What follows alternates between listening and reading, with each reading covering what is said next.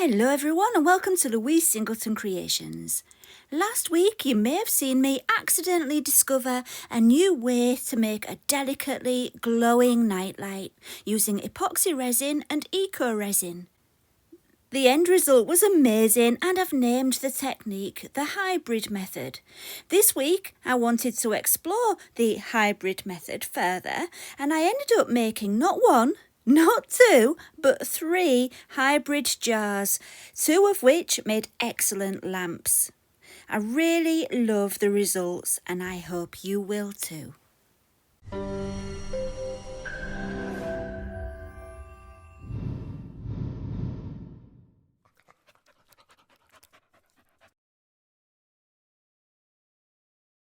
The first idea I had for this technique was to use the pear jar mould from Resin. I absolutely love this mould. The only thing is it's designed to be used with resin, and when you use it with eco resin, I'm using AQUA, when you pull the lid out of the mould, that stem will break.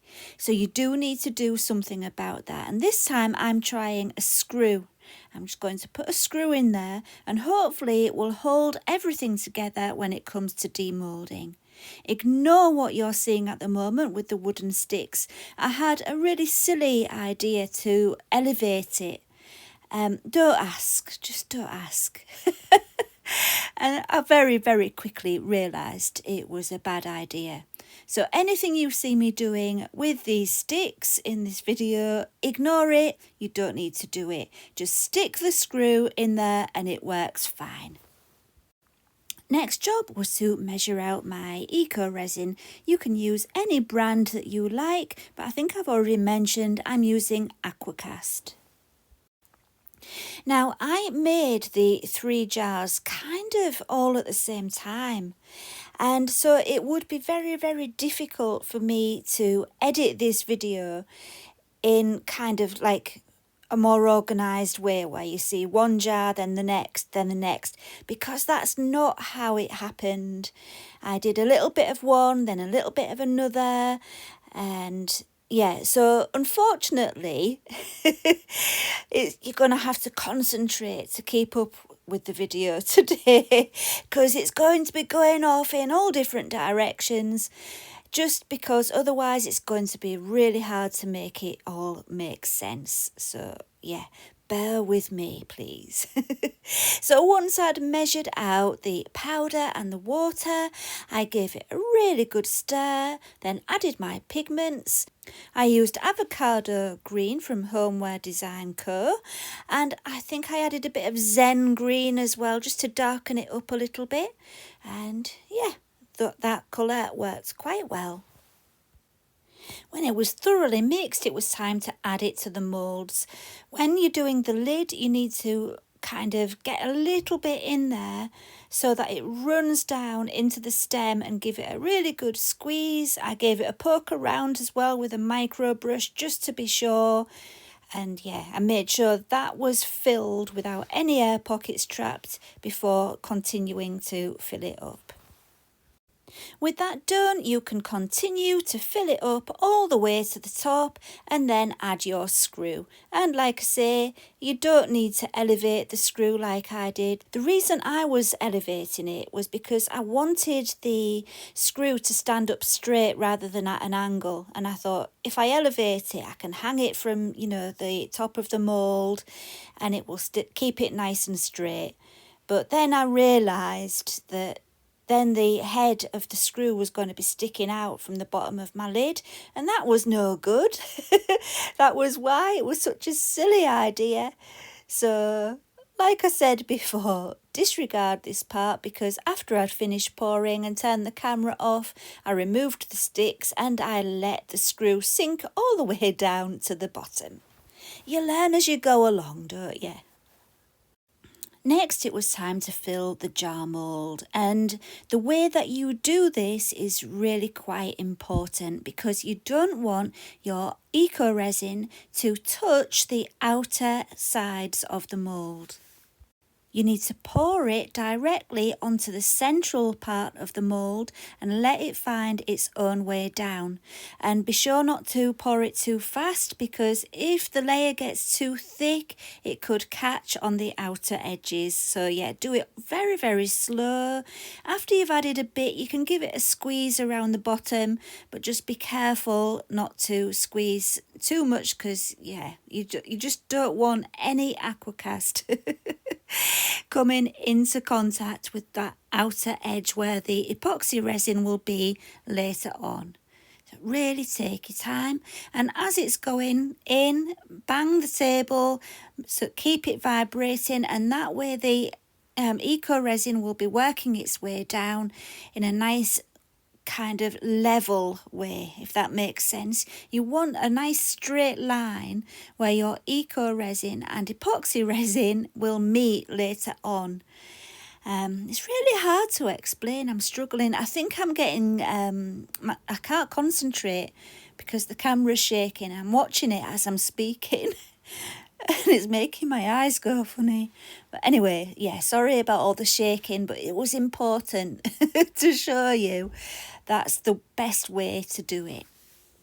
And what I can tell you is that out of the 3 jars I made, this was the only one that didn't work as a lamp. That middle section, the layer covering the middle section of the mould, should I say, was too thick. The light couldn't penetrate through it.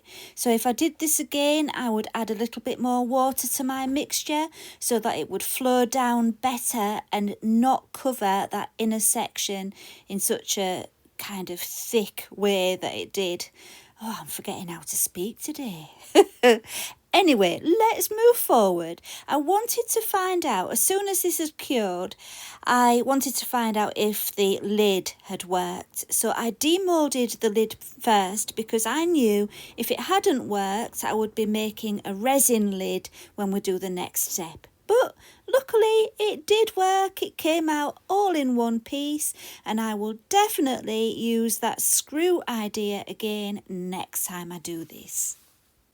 So in a while I will come back to the pear jar, but I did say I'm keeping it in the order that I was working in, and you will see why. It will start to make sense.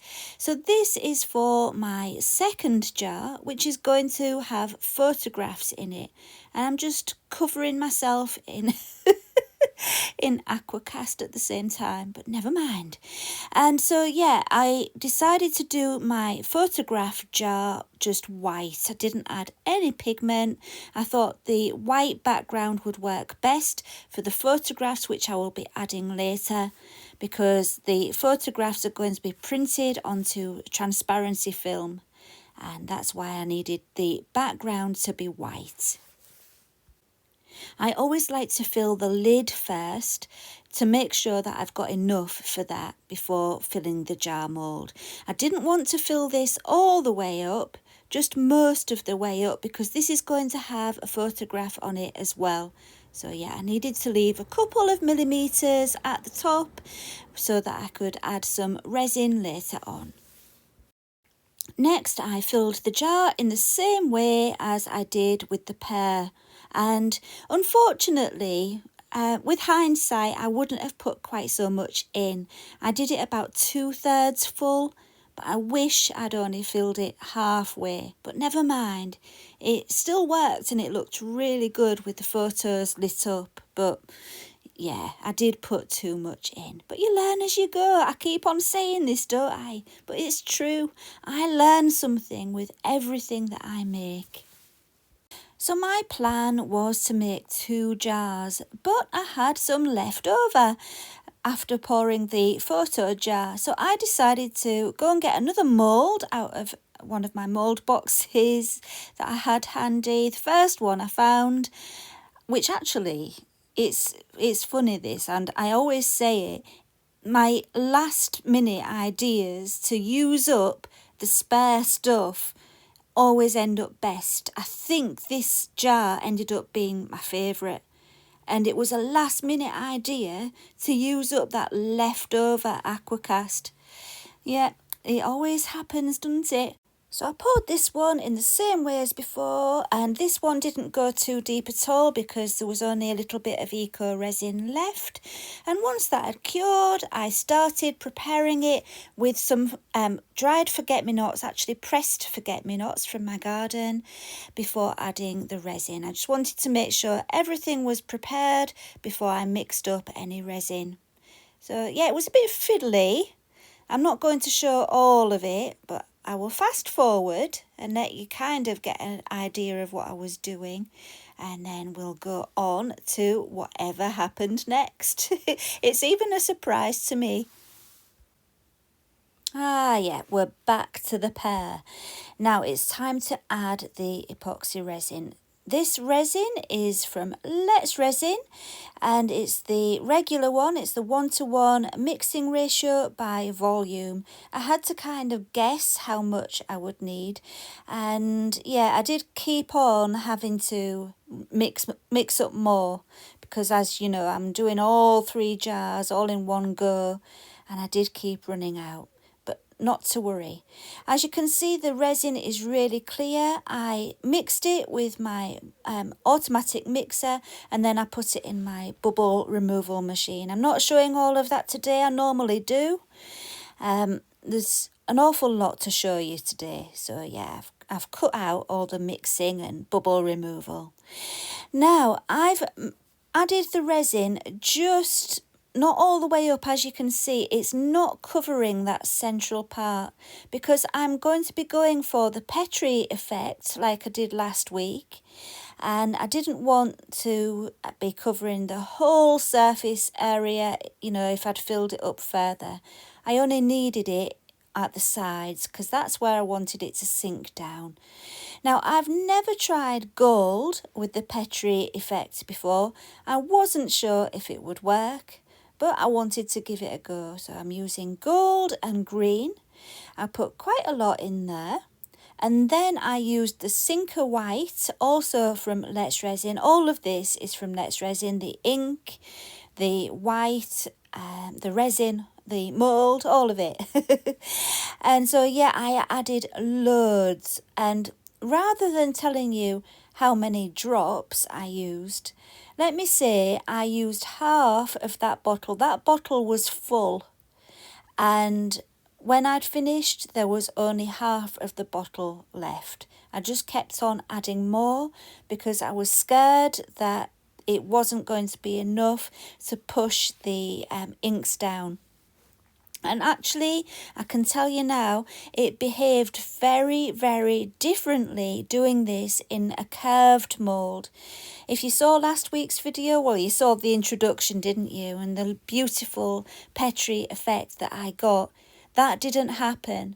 But don't worry, it still turned out amazing, just in a very different way. And I think it's because it didn't have that vertical drop and there was the curve in the mould. And yeah, another thing that I learned. So I put the pear jar to the side. It's not finished yet. It needs a final layer before the resin starts to cure. So we will be coming back to that very soon. But first of all, let's go back to the flower jar. I hope you're managing to keep up. Even I'm confused. The reason I was going from one to the other was because I had some resin left. I had a little bit of resin left after doing the pear jar, and I didn't want to waste it. So I got my flower jar that I'd already prepared and decided to pour the resin into there. I'm just adding a little bit of gold leaf into it before pouring it in. I knew it wouldn't be enough to completely fill the forget-me-not jar, but at least I knew I wasn't wasting anything. And to keep you on your toes, we're going to go for another move. Let's go to the photograph jar. Here's the screenshot of my photographs in Canva. That's where I prepared them, and they're ready to be printed out. As you know, I printed them onto transparency film using my laser printer. A laser printer uses toner instead of ink, so it won't bleed in the resin. And so that doesn't need sealing at all. And that's another reason why I use transparency film, because obviously that doesn't need sealing either. But if you use photo paper, even in a laser printer, you will need to seal it, because photo paper will soak up the resin and you'll get a patchy result. So if you need to use an inkjet printer and seal whatever material you're using, I would recommend laminating it. You hear people saying, oh, use Mod Podge, use lots of layers of Mod Podge. Well, I don't recommend it. I really don't. You can use spray varnish as well, but still, I would always recommend laminating. It's just the safest option. It really is. So what you can see me doing here in a very fiddly kind of way is joining it. So it's a ring. I'm just joining it with normal sticky tape, and then I could just pop it into the jar before adding the resin. And do make sure you put it in upside down. I nearly put it in the wrong way around. So once I'd mixed up my next batch of resin, I filled up the previous pot that you'd seen me do, just so that that was finished. I was, it was preying on my mind knowing that it needed topping up. So yeah, I topped that up and we went back to the photo jar. Now, one thing you will see, which is good really, because it's reminded me to tell you about it, is that when you pour the resin onto that aqua cast in the centre, you will get a lot of bubbles appearing. And you might think, well, I've just removed all the bubbles from my resin. Why have I got bubbles appearing? Well, that's because of the moisture coming out of your eco resin. It really is best if you can leave it as long as you possibly can to really dry out. I only left it a day. All of these you're seeing have been done the day after pouring the aqua cast, and really it's not long enough, because as you can see with all those bubbles, that's from the moisture.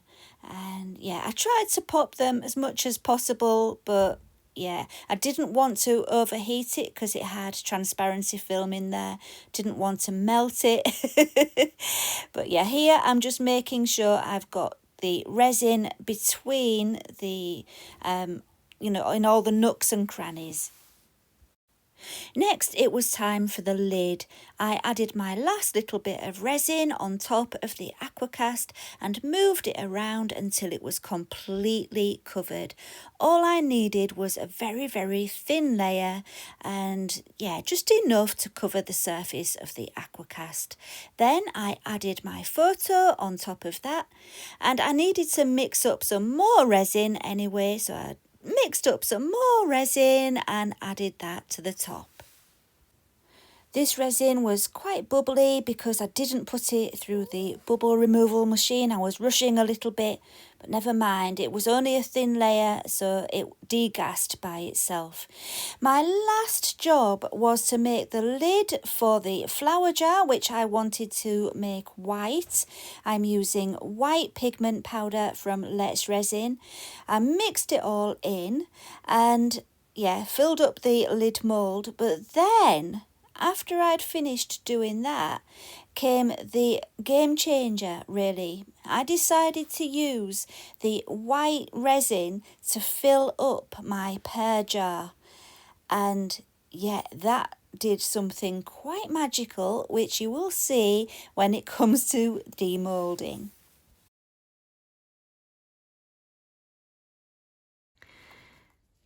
Right, I'm back. It's the next day.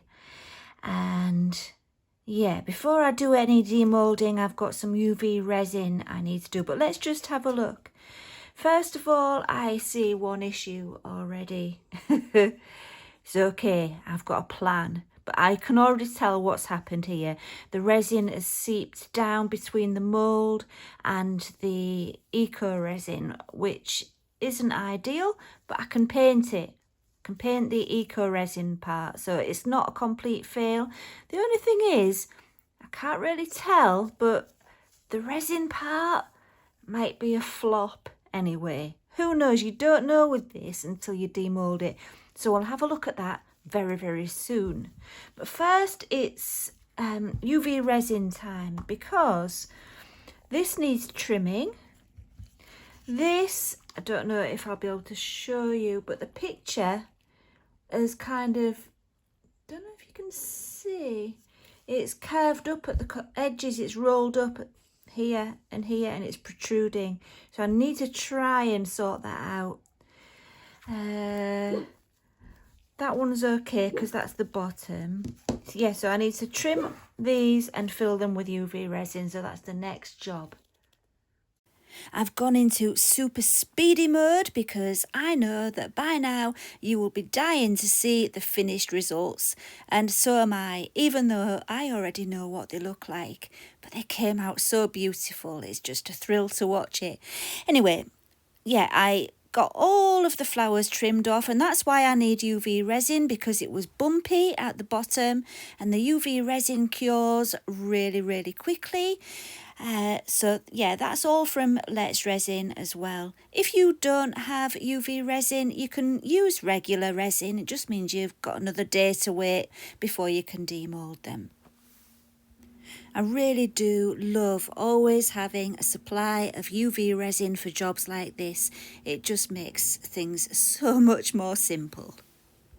When it came to demoulding the lid, I realised I'd made quite a mess of it. The resin had all seeped out, I'd put too much in.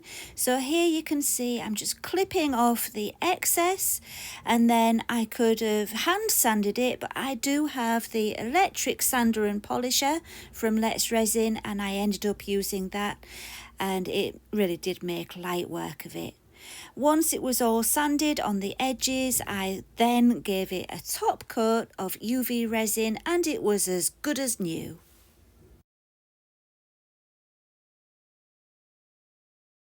Okay, the moment I've been waiting for, demoulding time. I've already said I think we've got a problem, but I can paint it. If the resin's okay, I'll paint the rest, no problem. I quite enjoy that anyway. But it's if the resin is okay. So here I've got some soapy water, and I'm going to get my finger in there and loosen the mould away from the edge. It really helps. And then slide it down. It's looking strange. Okay. Wow. It's really interesting, isn't it? So this not only needs painting, it needs sanding. But that's all right. I'm liking the gold. I'm liking the cloudy thing that's going on. I think it's worth trying to save this. I like it. So this is from where I topped it up with the white, with the mica powder. Definitely not what I was expecting. Oh, that's cool. So I'm going to sand this and see what I can do with it. If it doesn't work, it doesn't work. What have I got to lose, eh? But I like that. Right, let's have a look at these next ones. So we'll do the same thing again. Oh, hang on, I'm looking at that and I can't leave it. Sorry, I can't leave them inside out. It bugs me. Right. This one feels like it might be easy to demold, but I'll do it anyway with the warm soapy water. I'm drenching myself at the same time. This looks like it's very promising.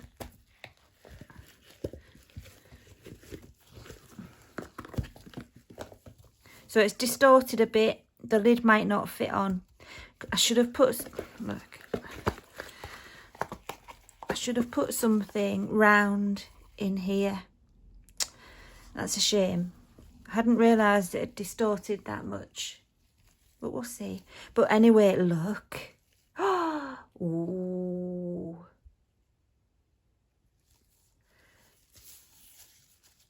Wow, I do like that.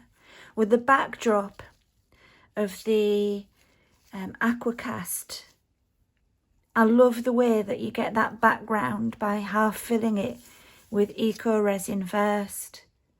We'll have a look at this in better lighting in a bit, but let's just see. I'm guessing this isn't going to work, but we'll see. Get it out the mould first. Oh, come on. This is my first time using this mould. It's a bit awkward. But I like the fact, oh look. I like the fact that the lid is the other way around. A lot of the time, your pouring side is the top side, which is not very good. It fits actually, but yeah. Not very well. Don't matter because it doesn't have to have a lid, does it? So there we go. We've got a little pencil pot or something. Yeah, okay. I will try it with lights in as well, which is the other great thing, because this in here is, you can probably see the light through it, can you? The light from my window is shining through it. So that layer of eco resin in there is so thin the light shines through it. And so we'll see how that looks with fairy lights inside. Now, the same principle with this one. I'm thinking lights behind the photographs will look really cool. So, same again. Again, this one might have distorted. Oh, actually, no, I had something inside this one. Come on.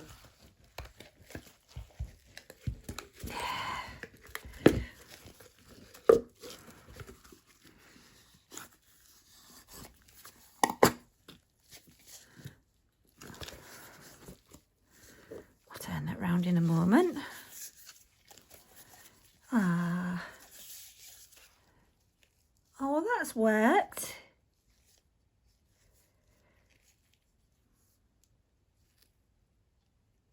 It's subtle. It would have been nice if I'd poured less of the AQUA cast so that we could have the photos bigger, but still, the principle is looking promising. And of course, I'm going to put fairy lights in this and see how it looks when it lights up. Okay, so now I'm going to try sanding that pear jar, and we'll have a look at all of these with lights in very soon. Okay then, so I'm not going to linger too long on the sanding.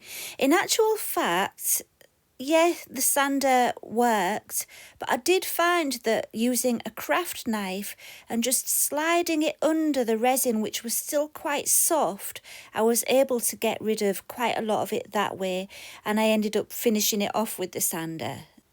And while I had the sander still out after I'd finished getting rid of most of that problem, I decided to put some epoxy polish on the resin and some Clark's wax on the eco resin, and then I polished it with my polisher.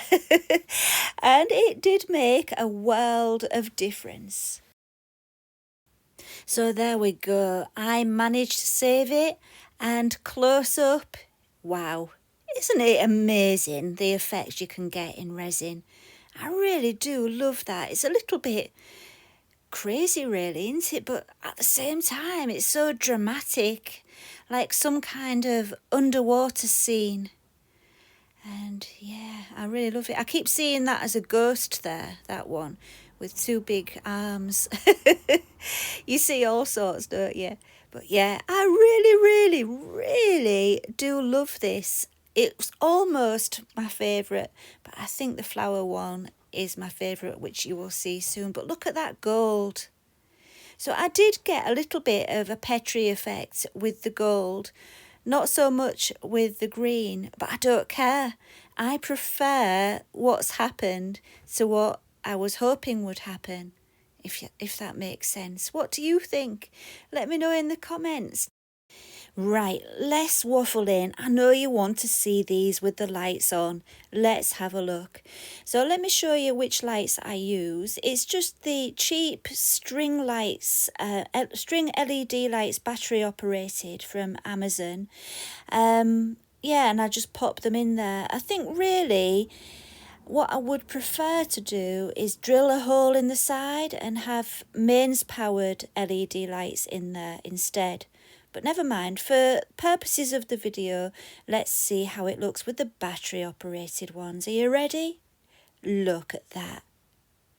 Isn't that just stunning? I love the way the AQUA cast on the middle section of the mould that formed there made like a backdrop, which tones down the lights. The lights still shine through, but they're not too bright, and it just looks so pretty. I love it to bits. Let's get these on the turntable. You would really think that I'd used blue epoxy resin in there, wouldn't you? The way it tints it with that background there. It really does look quite amazing. So let's have it in comparison with the lights on.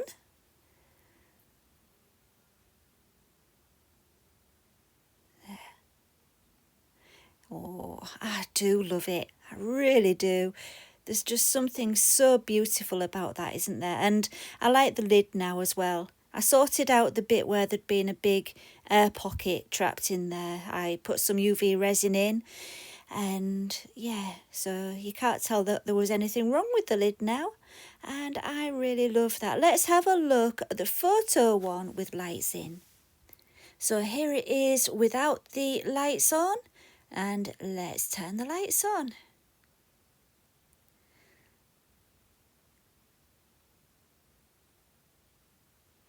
There. Wow. Doesn't it look good lighting them up?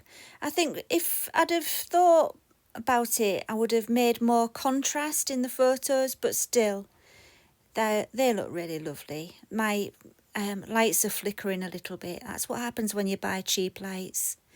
But yeah, it's my wedding photos that you're seeing. That was my mum walking me down the aisle. And yeah, I just chose a few of my favourites. So yeah, I'm very, very happy with that. Like I said, next time I would definitely make the photos a lot bigger and use much less eco resin. You do also get that band of darkness at the bottom as well, which is a shame. But other than that, I think the idea really works. Oh, and there's the lid as well. Very nice.